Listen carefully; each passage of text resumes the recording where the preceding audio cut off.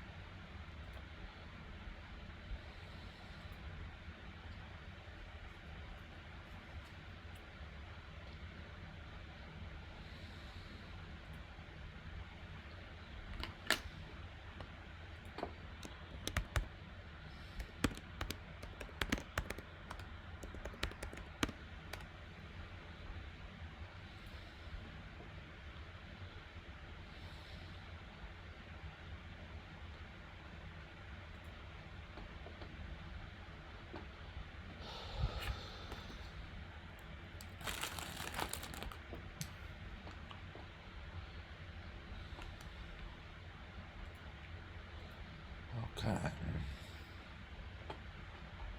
So a couple of these, couple of the losses in there were definite board wins. I'm looking at a draw here. This was a win for black. Aside from the fact of the timeout, of course, as frustrating as that is. And white. I think I was just outplayed there.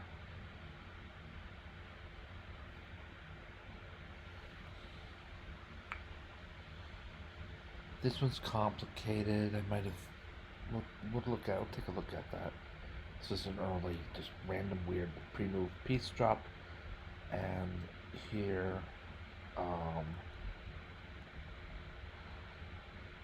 timeout. Yeah, white has this aside from the timeout and the scramble before the timeout. So we'll open that up. That's more gravity versus Davies, and then the last one was both a board win and a server win.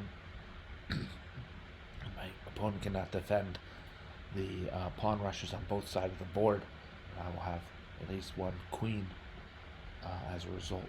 I will promote one of my pawns to queen. So here this is a game. I think, did this end in a draw? No, I resigned here. Close game, very close game, well fought game. And before it, this game, I believe black won.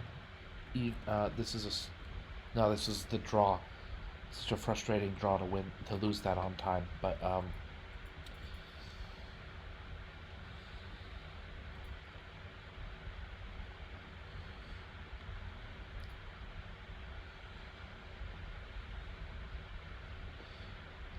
here.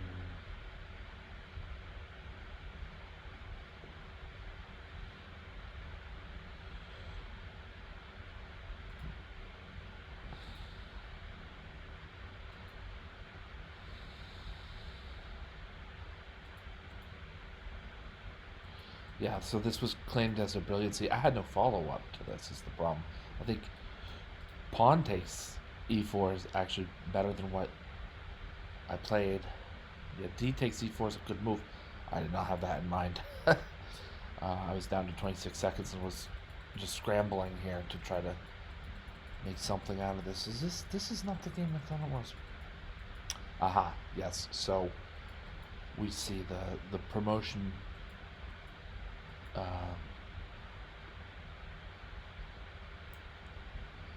sacrifice or what have you, and then securing the draw, and then not enough time for the win. Frustrating.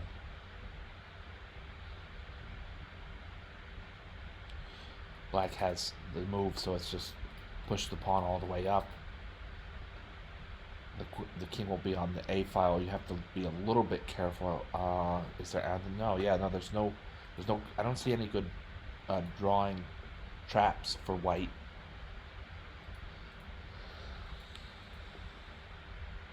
What is this? Oh, we're in practice. Good. See, there's no way for white to really push a draw here, and we just have to be a little bit mindful of where our queens are and where they are aiming and checkmate on a3. And let's check the highlights on this game. I think we already went over. I think this is the same game, right?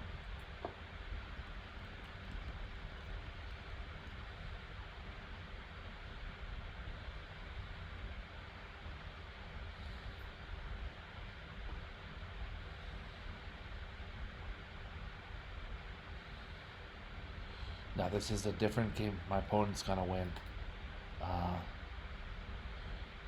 It looks like the computer thinks this is a draw. It might be some theoretical draw. If I capture on g4, my opponent captures on a3,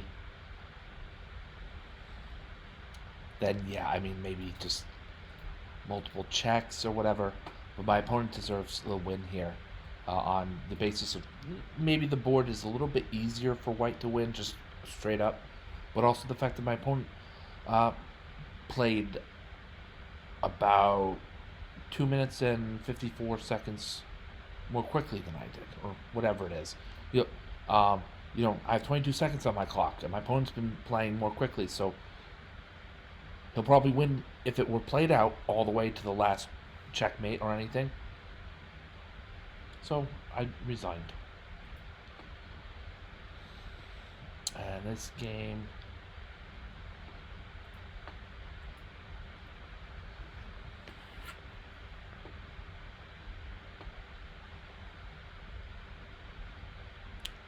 Timeout again. I lost this game to a timeout.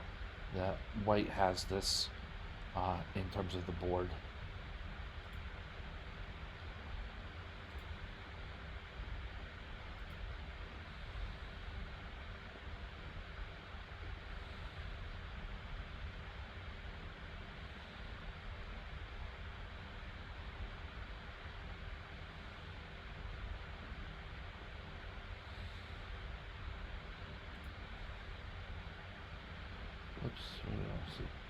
Highlights. We're looking for white blunders, just mistakes, really. No blunders, just this mistake. Some inaccuracies peppered in there. King c5.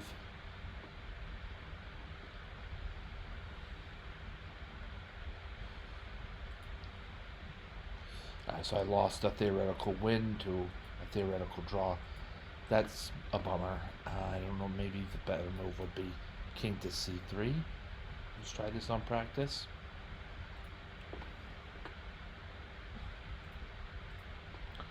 Just sort of scooch away from the check on my king.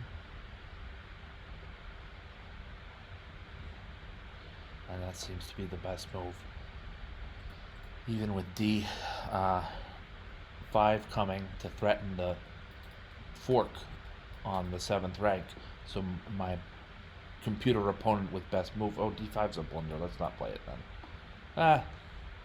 Because after the liquidation comes a check from the knight on c7 to d5 check. King moves and the rook's gone. What did we have? We had last good move was knight e7 by black. I'm still looking for things along that theme. Maybe rook b7 could be in time. d5 looks like it can't be bad.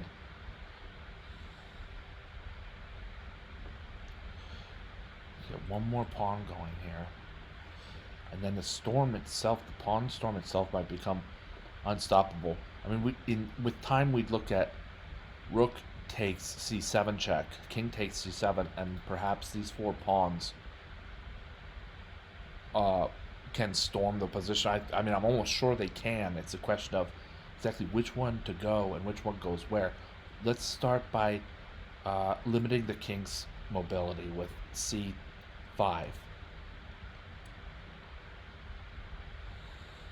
Then continue along that theme with b5. Now we can push d6. And we see that white has this this large pawn chain. I'm pretty sure it's going to be just too late for black to do anything material about that. Queening with we're in check. Well, get him out of the way. Queening with check here can't be bad. We check again. Pawn forward.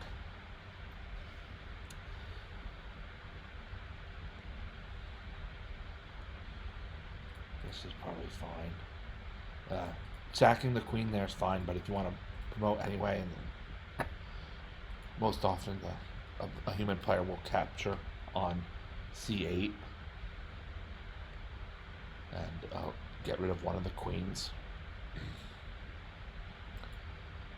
the practice has chosen to play G3, which is not bad. I mean, as an idea of trying somehow to get a win out of this, you're gonna need a queen on the board, but it's not enough to stop white. We're just gonna checkmate. Um, here with, whoop, I don't play queen to C5 check is excellent, and checkmate on the next move in a number of different ways. And white has won the game. So that was a frustrating loss. Loss? What do you mean? You just checkmate? Yeah, no, it's a loss because I timed out way before that. Or did I get? I might have made just enough for a draw. I don't recall. No, yeah, no, it's a loss. Yeah. So the timeout rules. First of all, I'm in check, which doesn't help me explain this even. But let's say I move out of check and then timeout. The knight doesn't. The knight's there, fine, but that the king is not in check or checkmate or stalemate or anything like that, but has at least one pawn on the board. But I timed out. That means I lose because this pawn could somehow become promoted. Any of these pawns by itself are enough to claim victory are enough to claim draw of its insufficient material versus timeout. No, that's not it. Any pawn like that against my timeout is sufficient for black to win the game. Because in theory, the game could continue and this pawn could find his way to f1. This pawn could find his way to f1. This pawn could find her way to g1. And this pawn could find her way to h1. And actually, there's even weird scenarios where this pawn could find her way to h1 while not even being at the h-file right now. But the point is that these pawns, any pawn on its own will help. Any pawn on its own means if the other side times out, you have your pawn. Way to go, you won. So that's especially important in blitz, and that's especially important in blitz chess. Let's take a look. This is the game. Yeah, I want to see how accurate this game is against against what? I don't know. With played all the way through to checkmate that white would have had he had enough time to get there.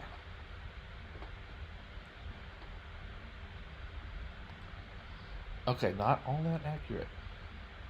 Bummer. And then this is the game that finally I was able to get to earn a board win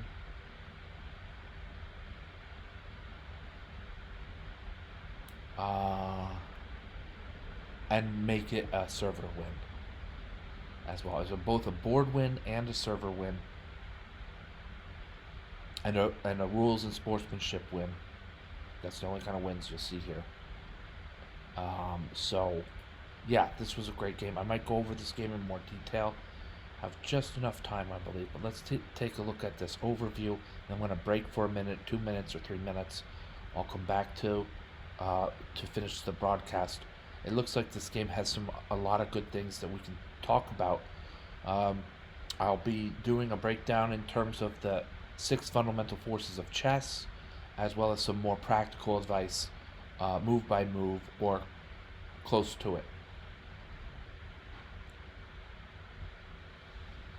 All right, so let's watch.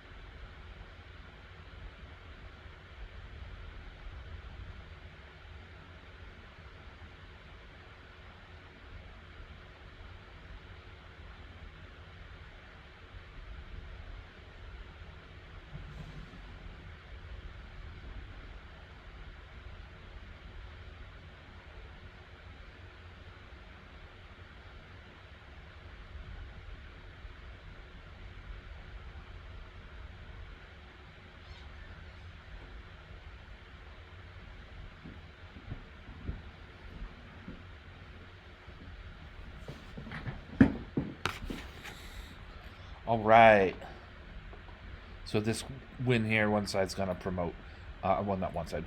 Black's gonna be victorious here, and let's play the game out all the way to finish on practice. I'd like to do that to anchor the assessment, so to speak.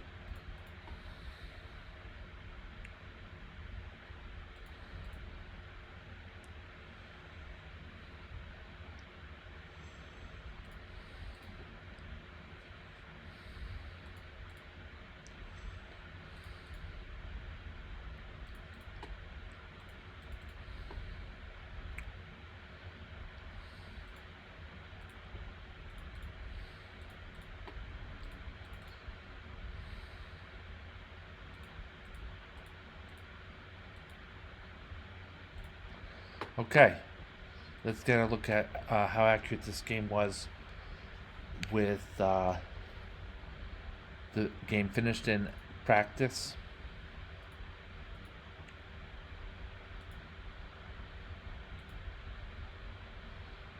Okay. Still looking for that review. Here it is.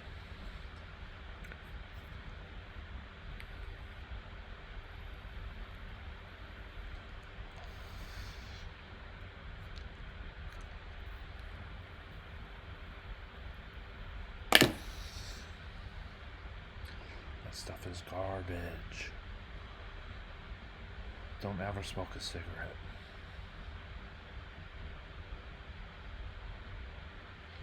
Alright. So it looks like this game was pretty darn accurate.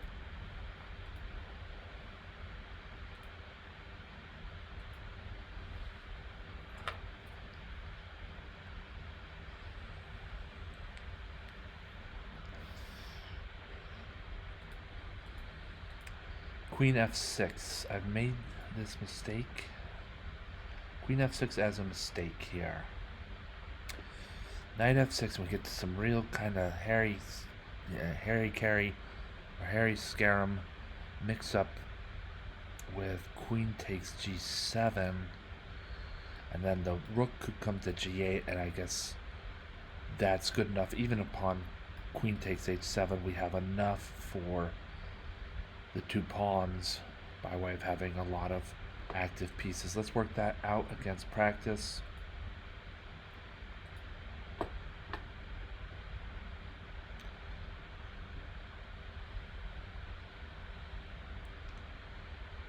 So Torch says knight to f6 here.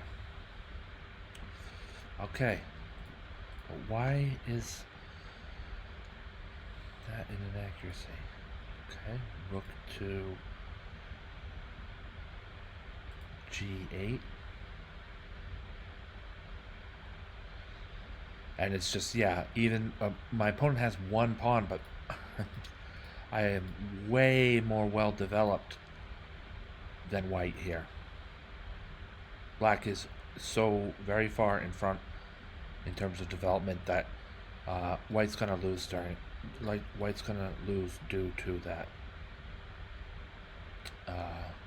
mobility and development. Black could play rook to g6, threatening the queen again.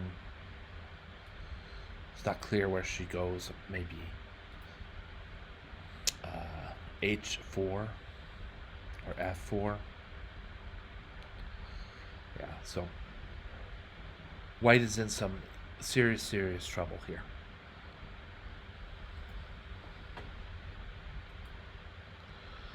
So yeah, that was all based off knight to f6. I played queen to f6, so it's not all that bad. My opponent is moving her, they queen over and over, and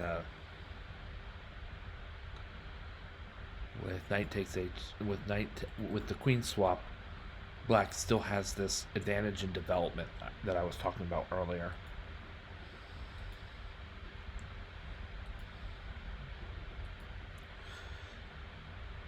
And some minor pieces just are getting very aggressive here.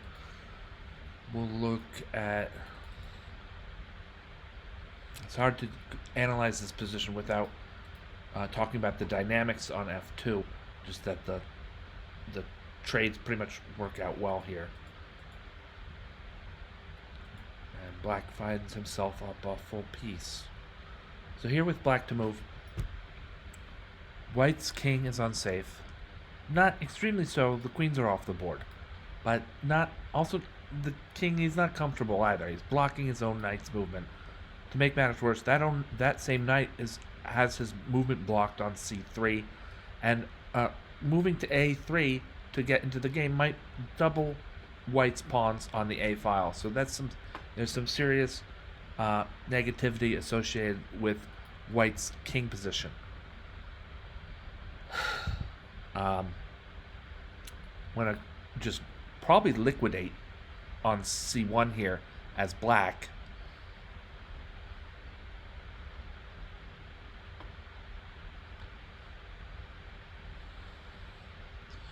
So some of that doesn't hold quite as true.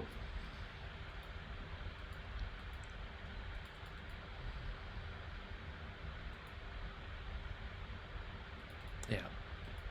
So that's a part of it. Black's king safety is strong.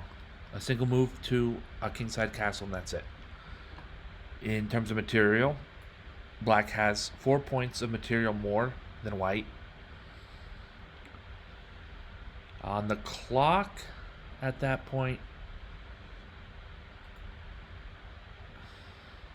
move 14.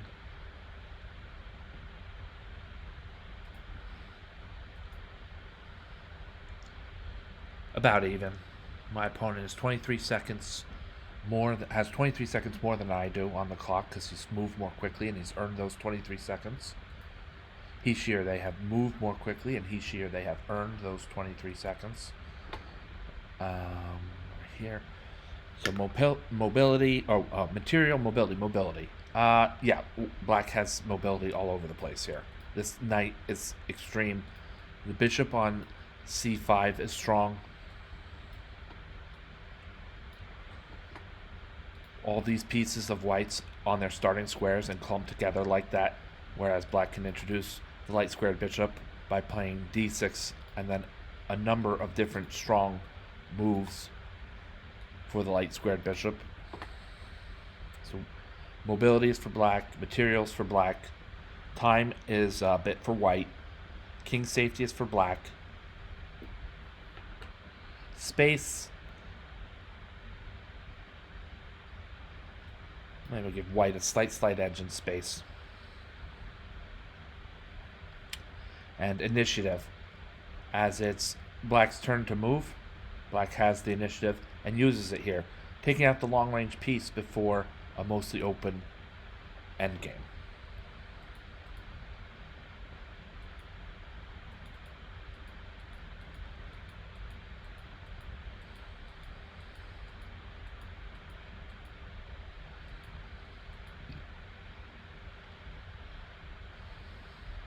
Yeah, so from here it's we're going to find ways to reduce the number of material points on the board and just win the game by a promotion, or at least a resignation due to a promotion threat. This is the practice played out all the way against the computer to the end of the game, and black wins a very accurate and awesome chess game.